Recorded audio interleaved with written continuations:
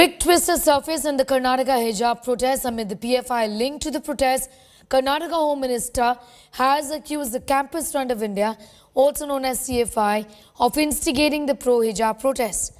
CFI is the student wing of Popular Front of India. Allegedly, CFI asked parents to take on the college and were accompanied by lawyers of CFI. Meanwhile, Udupi MLA Raghupati Bhatt has requested the Karnataka government to investigate the link of CFI protest with in fact the protest, CFI with the protesters, and then referred a case to the NIA.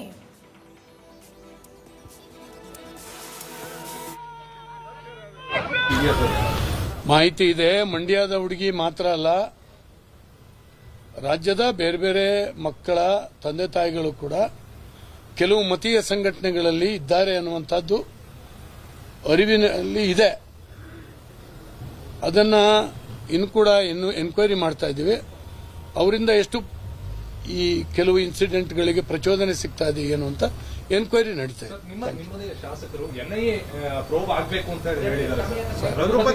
ಹೇಳಿದ್ದಾರೆ, ಅವರವರ ಅಭಿಪ್ರಾಯವನ್ನ ವ್ಯಕ್ತ ಮಾಡಿದ್ದಾರೆ. ಎಲ್ಲ angle ಇಂದ ನೋಡ್ತಾ ಇದ್ದೀವಿ. Thank you.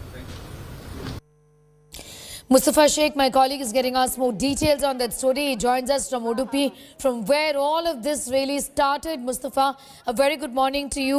Do give us an idea about the current situation as far as the big task to ensure that law and order situation does not get disturbed there in Udupi and many other districts of Karnataka.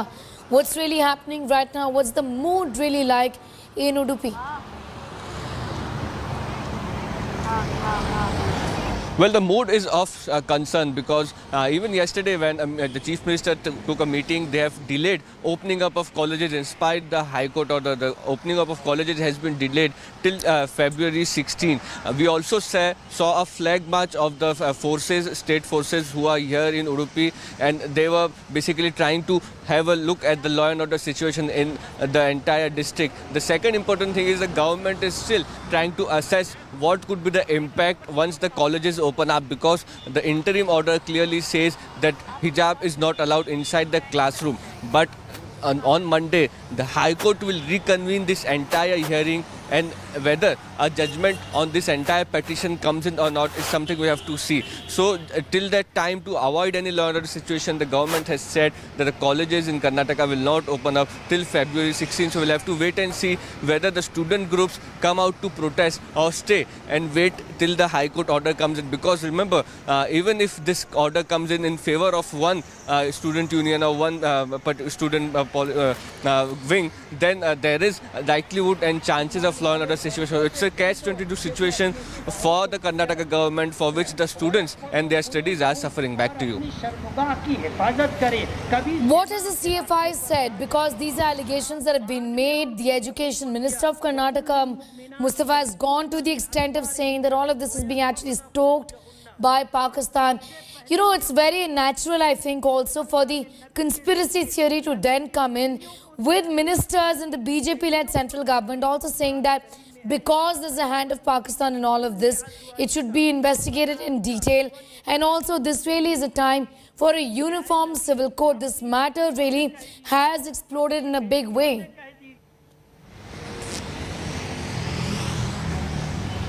Well, on ground among BJP, there is concern about external forces being involved in this entire hijab controversy and hijab protests. What they are saying is that the local Muslim population of Udupi is really being radicalized and influenced by forces entering through Kerala on the coastal belt of Karnataka. They were looking for a reason to mark their political presence, and this hijab issue has been that issue, because before this nobody was talking about Campus Front of India or Popular Front of India, but now they are being discussed as a political front for Muslims in this coastal belt of Karnataka. So politically it has worked for them, which BJP is not liking, because it's a BJP ruled state and the law and order has really gone for a toss in this entire last week. So that seems that the BJP is saying that this is an external force which has come in and they are using illegal means. They are funding the legal aid of these students, and they are trying to convince them not to attend school and colleges or create one or the other issue.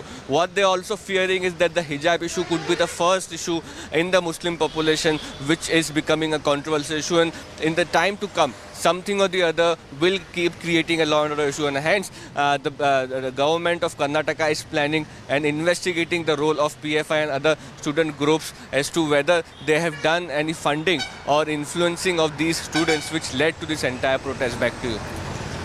Mustafa, be with us. We'll come back to you for more on that. Going across to Nolan Pinto is getting us more details on that story as well. He joins us from the city of Bengaluru, the capital city of Karnataka. Nolan, we've been talking about how things have gone fairly out of hand, but what next when it comes to these students, given that the Supreme Court has now said that, listen, we are not going to intervene in this matter right away. There can't be any urgent listing. The only option is to stay put or to then decide to just go back to college and follow the rules as per the college, what the college essentially wants, so that there is no disturbance when it comes to studies, when it comes to their exams. Just 2 months away. Are the students even thinking along these lines?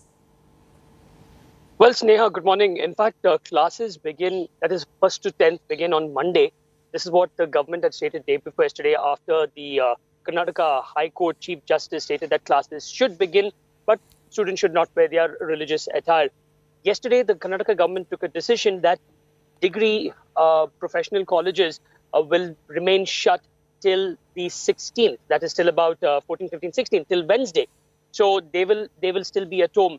Now, the problem is this. Those students, their exams, that is especially for 11th and 12th, their exams begin on the 16th of April. It's a very important exam, especially for the 12th standard student or second PUC students. We all know, especially those who have taken up science, how difficult it is. And that many of them will be running for tuitions and all that. So keeping all this in mind, the government, yesterday when I spoke to the education minister, he actually requested the students saying that you have your exams, it's your future, you have to concentrate on that. He's also requesting the parents, please, put some sense into your students, both sides, the ones who want to wear headscarves and the ones who want to wear saffron shawls, that please ask them to sit at home, go for their tuitions, study, and focus on their exams rather than all this. But again, Sneha, we have to wait for Monday, because one part of the students or one section of the students are okay with what the government has asked them. But there's another section of the students who believe that this goes against their conscience, and hence they will wait for the Karnataka High Court to take a call on this, because ultimately for them, they say that we have the right to wear our religious attire, and that is more important. Nolan Pinto, thank you for getting us those details, and thanking Mustafa as well for his inputs on that story. लड़ाई